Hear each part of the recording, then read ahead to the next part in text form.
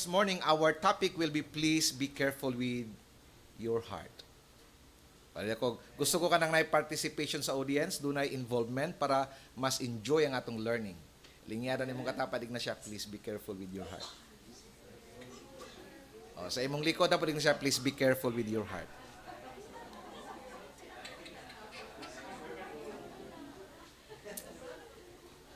Siguro makaingon mo nga muning salida ni Maya o ni Sir Chief katong sa teleserye sa una katong primetime bida no. Ang kato, please be careful with my heart. Kini please be careful with your heart.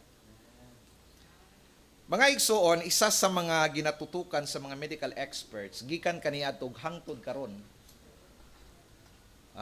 In fact, daghay mga discovery, daghay mga laboratories, medications nga nagapanggawas.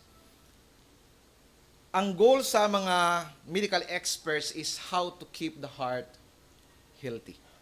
So daghay mga medications nga nanggawas sa mga pharmacy aron matugunan ang problema no, sa kasing-kasing. Unsaon man pagpabilin sa kasing-kasing nga kanang himsog. For the past 20 years, ang record wala na usab according to WHO, ang World Health Organization, that the number one culprit of death is heart failure or heart disease. So makita nato dili di ay gera ang number one nga hinungdan sa kamatay, dili di ay aksidente, dili di ay drug addiction, it is heart failure or heart disease. This is the number one killer of men. Ang heart, gimension niya sa Bible, more or less 800 times. But this heart nga gimension sa Bible, kining heart nga atong hisgutan karon mga igsoon, it is not our physical heart. This is referring to our spiritual heart. Ang physical heart, kanatong vascular, cardiovascular organ, it's the one responsible in pumping the blood toward our bodies or our body. Pero kini nga heart mo, this is the inner man. Kining spiritual heart. Mao ni ang nadiri ang ato ang set of emotions, nadiri ang atong set of decisions, nadiri ang atong set of intellects. Kanang mo desisyon imo nang kasing-kasing, it's not the physical heart. It's the spiritual heart. Kanang mo katawa, that's your heart. Kanang mo decision, that's your heart. Kanang masakitan imo ng kasing-kasing, dili imong kasing-kasing nga organ ha. That's the spiritual heart. Kanang masuko, that's the spiritual heart. Kanang magpasalamat, that's the spiritual heart. So, kung imong tanawon, this is the real you. Muni ang tinuod nga ikaw. Kining kasing-kasing, kining gitawag natog spiritual heart. In Proverbs chapter 4 verse 23, this is our main text this morning. It says, above all else. Everybody say above all. Say it one more time. Above all else, guard your heart. For everything you do flows from it. Mga igsoon, nganong importante nga bantayan ang atong mga spiritual heart? Again, we will be talking today not with the physical heart, but we will be talking about spiritual heart. Okay. Why is it important to guard our spiritual heart? Mga igsoon, ang rason nga daghag mga Kristohanon, daghay mga church leaders and church workers and even pastors nga wala kayo nagtapos sa nindot nga pagtapos because at some point of their lives, they missed to guard their hearts. Nasipyat sila. Wala nila nabantayan ang ilang mga kasing-kasing. In fact, the Bible is full of stories, no? Sa mga tao nga, kung imong tan-awon, they started so well. Sa lumba sa Kristohanong kinabuhi. They started so well. Upon at some point of their lives, nasipyat sila, wala nila nabantayan ang ilang kasing-kasing, and they ended so bad. Of course, kung Kristohano na ta, dili naman mawala ang atong kaluwasan, pero sayang nga dili nato ma-enjoy ang Kristohanong kinabuhi nga giandam ni Kristo sa ato, nga gipakamatyan ni Kristo sa ato. because we missed to guard our hearts. Isa na diha mga igsoon si Moses. Kung tanaw nimo si Moses sa pagtawag sa iya sa Ginoo, ang iyang kinabuhi, it started so well. No? Maayo kayo ang iyang Kristohanong pagpangalagad sa Ginoo. And in fact, he was chosen to lead the Israelites from the land of slavery to the land of abundance, to the land of prosperity. Pero you know what? Si Moses, at one point of his life, he missed to guard his heart. Nasipyat siya sa pagbantay sa iyang kasing-kasing.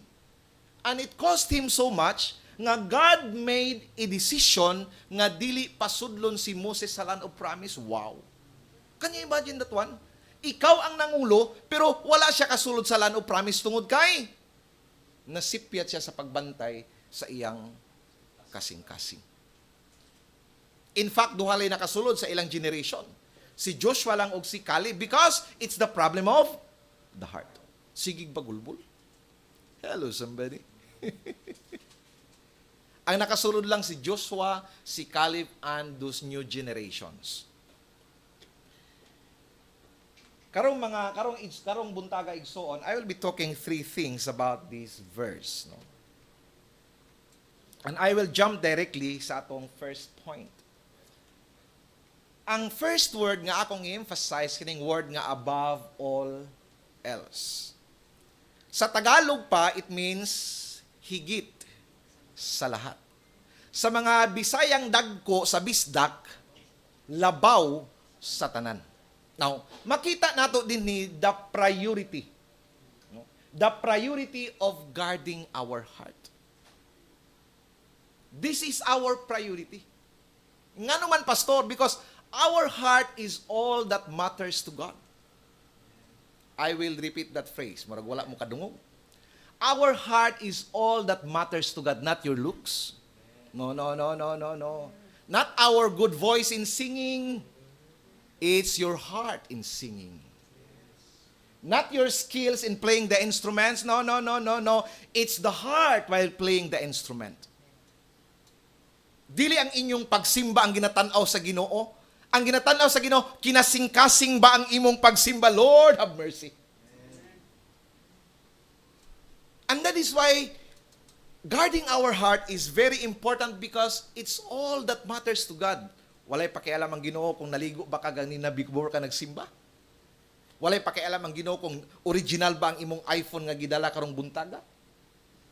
What He is looking is the condition of our hearts. Mga igsoon, I believe, kung dentist ka, more than 50% I bet, ang una nimong tanawon sa tao, kwarta. Adili na kwarta, ngipon. Kung dentista ka, I bet, more than 50%. Pag tanaw nimo sa tao, unsa imo una tanaw kung dentista ka? Ngipon. Nga naman, anong ngipon man ba? So, dentista ka man? Kung barbero ka, unsa imong tanawon, unang tanawon sa tao kung magkita mo? Ilong. Ang buhok sa ilong. Of course, more than 50%, I'm not telling a 100%, more than 50% I bet nga kung barbero ka, ang una nimong tanawon sa tao ang iyang buhok. Kung manicurista ka, more than 50% ang imong unang tanawon sa tao, ilahang kuko. Tama or tama? Now, kung Ginoo ka, unsang imong unang tanawon sa tao? Please talk to me. Of course, it's the heart. Atong basahon sa 1 Samuel chapter 16 verse 7. For man looks at the outward appearance, but the Lord looks at, see it one more time. See it the last time. The Lord looks at the heart. This is the time nga si King Saul was already rejected by God. And Prophet Samuel was troubled enough tungod kay wala na'y maghari mangulo sa nasod sa Israel.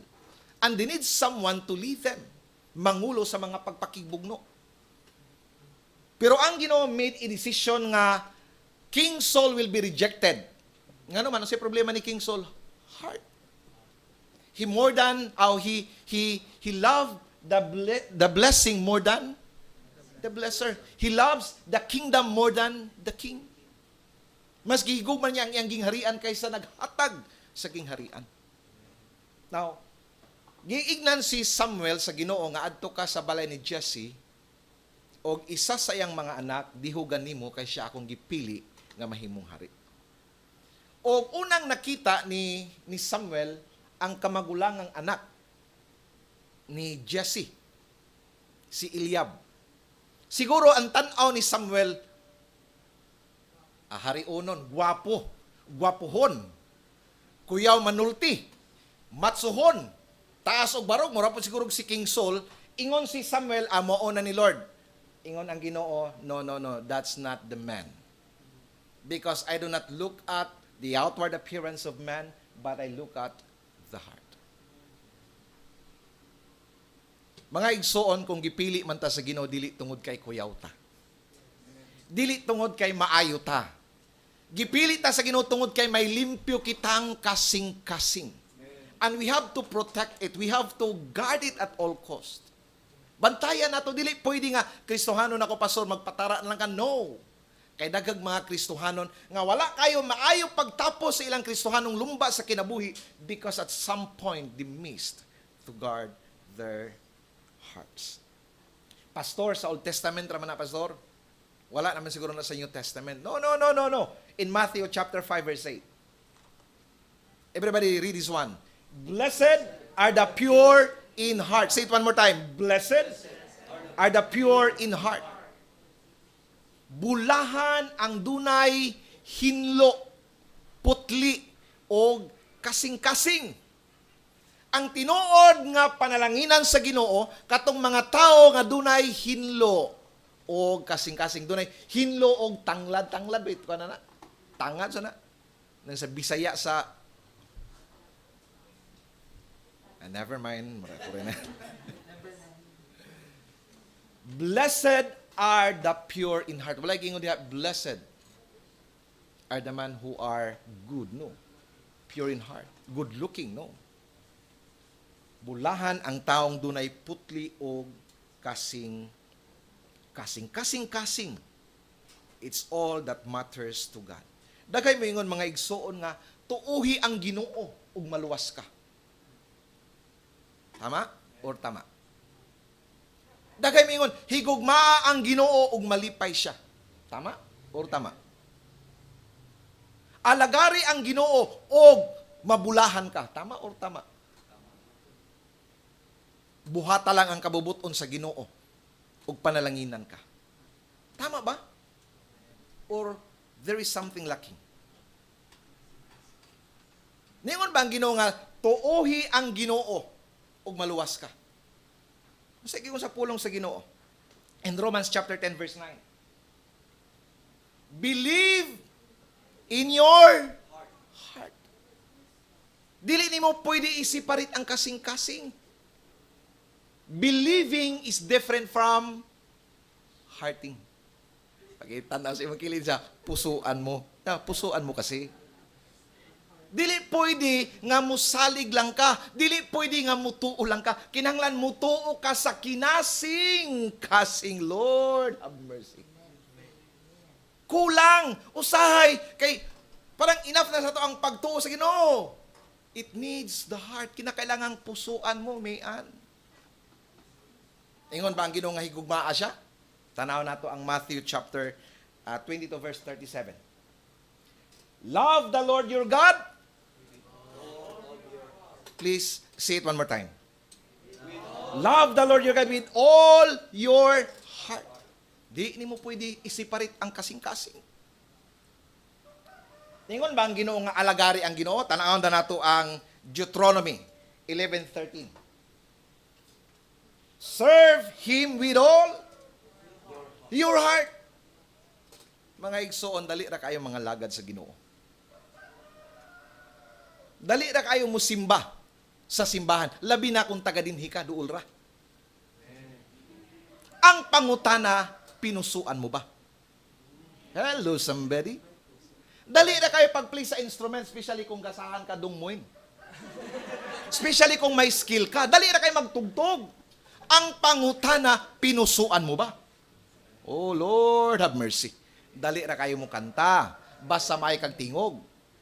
Ang pangutana, pinusuan mo ba? Kasi what God's looking is the condition of our heart, not the condition of our singing. Not our skill in playing the instruments. No. Hello, somebody. Dali na kayo muhatag sa Ginoo. Labinag, may kwarta ta. Ang pangutana, kinasing-kasing ba?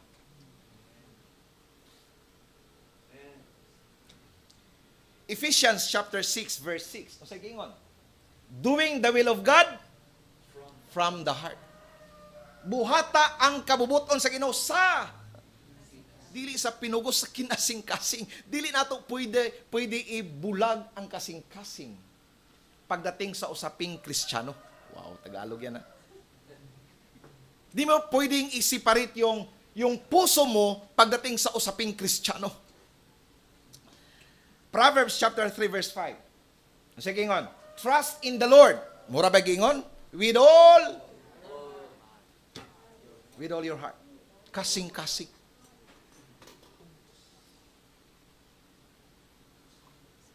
This is how important ang atong spiritual heart sa atubangan sa Ginoo. Because this is the part of man. This is the part of us that connects to God.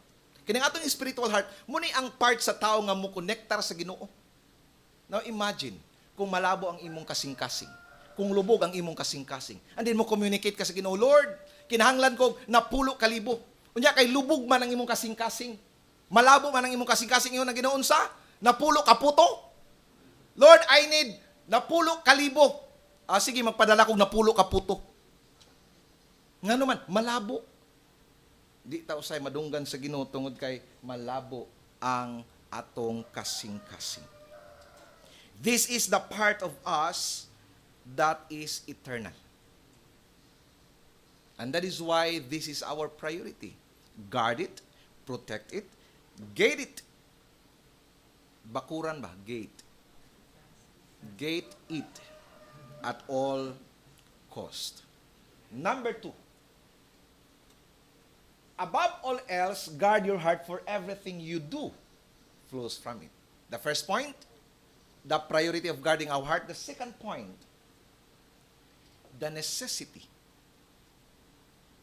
The urgency. Ang pagkakinahanglanon. Nganong kinahanglan ang pingan ang kasing-kasing? Ingon siya, tungod kay ang tanan nagagikan sa imong kasing-kasing. Mga igsoon, musugot man tag sa dili, everything is a heart issue. Ang imong trabaho is a heart issue. Ang imong ministry is a heart issue. Everything flows from it. Ang imong relasyon sa imong mga anak, it's a heart issue. Ang imong relasyon sa imong asawa or bana, it's a heart issue. Our finances, our study. Mayroon tanong nga, pandemic manggod, di ko ganan mag-study kay kuan manggod ka ng online. No. Dili ang online ang problema nimo. Ang imong problema ang kasing-kasing nimo. Hello, somebody. Mao ni ang manubela sa kinabuhi sa tao. This is the control center of man. This is the production center of life. So imagine nimo, kung daot ang imuhang manubela. Nakadrive na ba ka, Kuya Dexter, nga daot ang manubela sa taxi? Wala pa, sukad. Sa imong mga experience sa una.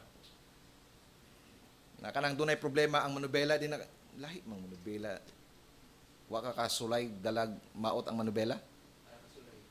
Unsay kuan kay Dexter, unsay gakahitabo kung mag-drive ka nga murag maot ang manubela dadon. Hadlok no. Mukalit lag tulibagbag. Kalit lag likoy. Gusto ka mo atog tuo, mo atog wala. Gusto ka mo abanti, mo atras. Di ba?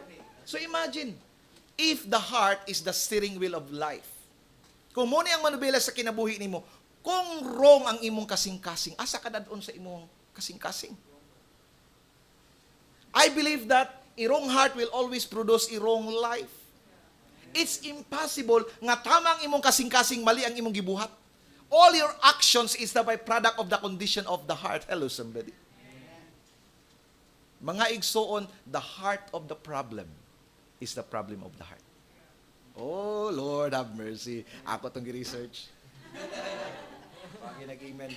The heart of the problem is the problem of the heart. Ang kasing-kasing sa problema, ang problema sa kasing-kasing. Subuti pa sabot, ang inungdan sa tanang problema, kasing-kasing nimo. O say ka ibaling man nato sa uban. Si kuan man ko dili siya ikaw kasing-kasing nimo.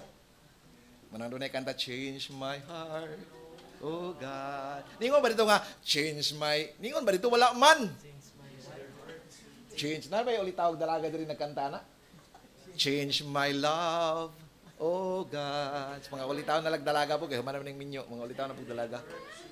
Migede. Ha? Kisay nakanta na direct change my wife. Wala man diri sa pikas na simbahan siguro.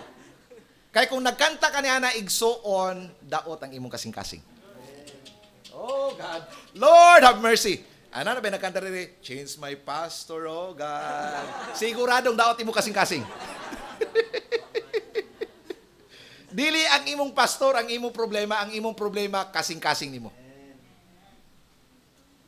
Because the heart of the problem is always the problem of the heart. Amen? Palakpakan natin ang Diyos. Now, the problem is when we have problem, we don't have problem.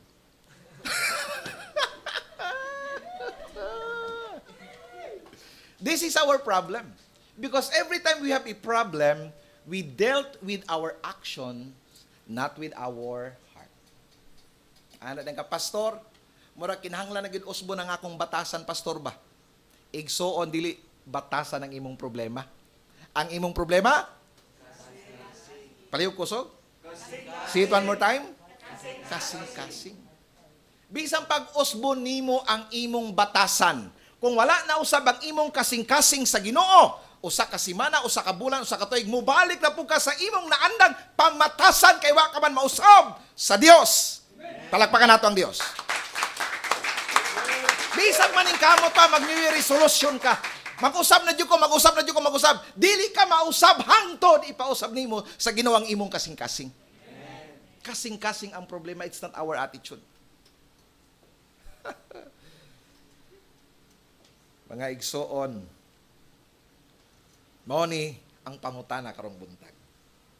Ang pinitik ba sa atong kasing-kasing sama ba sa pinitik sa kasing-kasing sa Ginoo? Now, imagine kung si Kristo nag-join sa ato kaganina sa mga panagdaig sa Ginoo, unsa kaya ang buhaton ni Jesus Christ when He worshiped the Lord? Sama kaya sa iyang atong pagdaig? Imagine kung si Kristo karon minyo na siya asawa. Unsaon kaya pag-treat ni Jesus Christ ang iyang asawa? Hello, somebody sa mga bana? How about kung si Kristo babae? Unsaon kaya niya pag-treat ang iyahang husband? How about kung si Jesus Christ anak? Unsaon kaya niya pag-treat ang iyang parents? Do we have a heart like Christ? Kung si Kristo usa ka pastor, unsaon kaya niya pag-prepare sa iyang wali? Do we have the mind and heart like Christ? Because it's all that matters. Ang gingon sa pulong sa Ginoo, be conformed to the image of Christ. Mahisama kita sa panagway ni Kristo. Basahon nato sa Salmo 92:13 hangtod sa 14. Those who are planted in the house of the Lord shall flourish in the courts of our God. They shall still bear fruit in old age. Nay mga usay, mga igsuon nato nga mga edad-idara na nang moabot na bitang musungko na sa discouragement sa kinabuhi, hunahuna na nila nga di na sila mamunga. Panghatag na sa mga batan-on, oy, idara naman mi. Ilan na lang na. Ang Bible nag-ingon mga igsuon, bisag tigulang nata. pwede pa ta mamunga. This is the beauty of those who abide in Christ. Katong nagpabilin na higugma diha sa Ginoo. Ingon si Kristo sa John, abide in me and I in you, and you will have fruits. Bisan pa sa atong pangidaron mga igsuon, pwede pa ta makapamunga diha sa buluhaton sa Ginoo. Of course, limitado na kay idara naman ta, pero siguradong doon na gitay mahimo para sa kahimayaan sa atong Dios. Number 3. The first one, the priority. Number 2, the necessity. Number 3, above all else, guard your heart. Your heart. Nakita nato diri ang responsibility of guarding our heart. So guarding my heart, guarding your heart, and guarding our hearts is a personal responsibility. Palikog lingis mo katapat din siya nga, it's your personal responsibility. Pikas na pod nga side, it's your personal responsibility. Kung doon na may tao nga makaamping sa imong kasing-kasing, dili ako. Kung doon na may tao nga makaamping sa imong kasing-kasing, dili si brother o si sisters, ikaw. Mga igsoon, i-launch out nato ning kanang Oplan. Operation Oplan. Operation Oplan, tama ba? Oplan Bantay Puso. O, di nga mo katapat, ignan na po siya, puso mo. Bantayan mo. O, pikas na po sa puso mo. Bantayan mo. Mga igsoon, it's our personal responsibility. Protect it, guard it, gate it. Tama ba? Gate it at all cost. Panalipdi. Bahalag masamad-samaran ka physically, basta ang imong spiritual healthy. Protect it. Bahala ka na ba taong sa itawag ka ng makabsan ba sa physical, sa itawag ka na, kanang mura kag ma-deprive ba, sa itawag ka na. Sana sa Bisaya ang ma-deprive. I don't have the term. Ma-deprive sa Bisaya. Mga English, gini ako mga kuan, di ba? Audience, o, di sila ka. Gibahalag, mahikawan ka physically. Basta sigurado kang imong spiritual healthy. Bahala na. Bahala na mahikawan ko sa akong physicality. Basta sigurado ko nga akong spiritual healthy.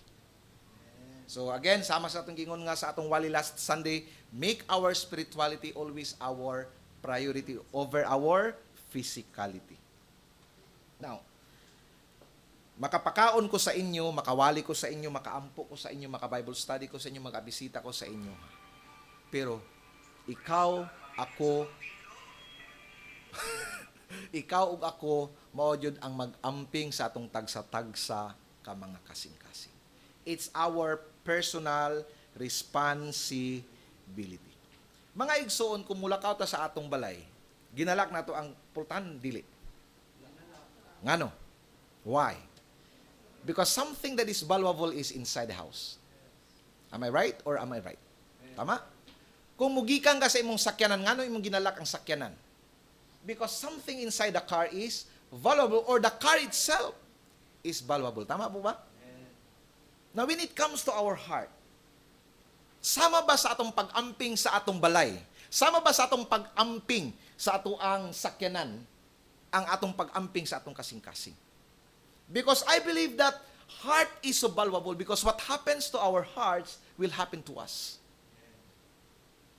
Kung masakitan ang imong kasing-kasing, masakiton po ang imong kinabuhi.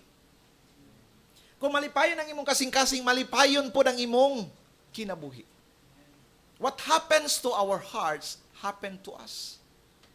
Kung mapasalamaton ang atong kasing-kasing, mapasalamaton po ang atong kinabuhi. Ingon ana ka-importante ang pag-atiman, pag-amping sa atong kasing-kasing mga igsoon. How can we guard our heart? How can we guard our heart? Sa Romans chapter 12, gingon dito no, wala na akong mapilya faith. Do not be conformed to the pattern of this world, but be transformed of the renewing of your mind. Mind ang gigamit do, it speaks about heart. Kanang mind diha, that's heart. Mga igsoon, ang pag-atiman sa atong mga kasing-kasing, kinahanglan pakanon nato siya kanunay sa pulong sa Ginoo. Mao ni ang magpatambok sa atong kasing-kasing. Mao ni ang magpa-healthy sa atong kasing-kasing. By feeding it, by informing it, by the word of God. Sama ko sa ato ang physical heart. Di ba? Pakano nato og mga healthy foods, dili mga young foods, mga healthy foods. Lechon, i-regulate. Mga cholesterol, i-regulate. Mga burger, i-regulate. Mga chicken joy, i-regulate. Diba? Ampingan na ito atong mga kasing-kasing usay mo palit pa ganito tag olive oil para lang less cholesterol. Diba? Because atong ginampingan ng atong kasing-kasing. Nakatawanan mga igsoon kayo usay mag-ampo pata Kuya Dexter sa atong pag-ampo. Kunay lechon sa tubangan na to.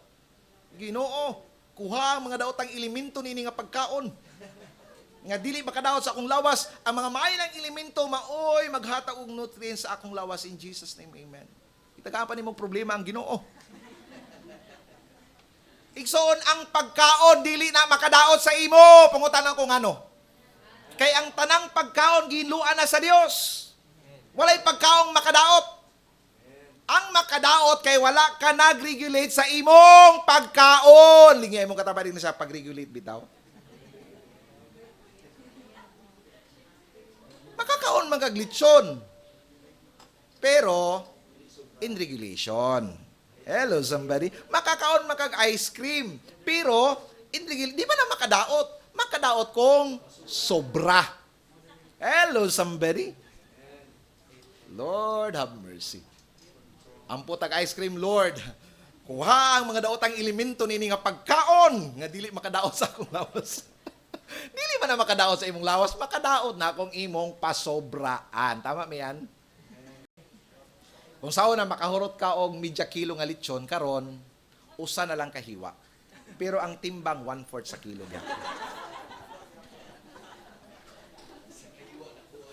Sa kahiwa agay pero 1/4 gyapon day. Pero at least 1/4 na dili na 1/2.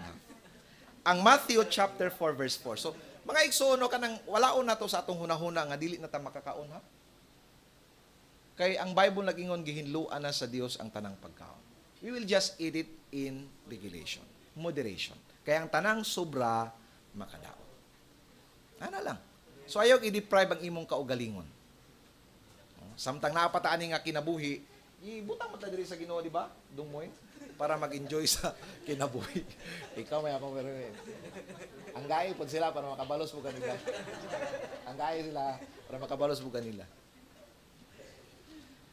Okay, Matthew chapter 4 verse 4. Man shall not live by bread alone, but by every word that proceeds from the mouth of the Lord. Bisang pag-anak na si Ginoo, kinahanglan ampingan nato ang atong lawas. Buti pasabot, salaon nato ang atong makita. Dili tanan atong makita makaayo sa atong kasing-kasing. Salaon nato ang atong madunggan. Kay dili tanan atong madunggan maayo paminawon.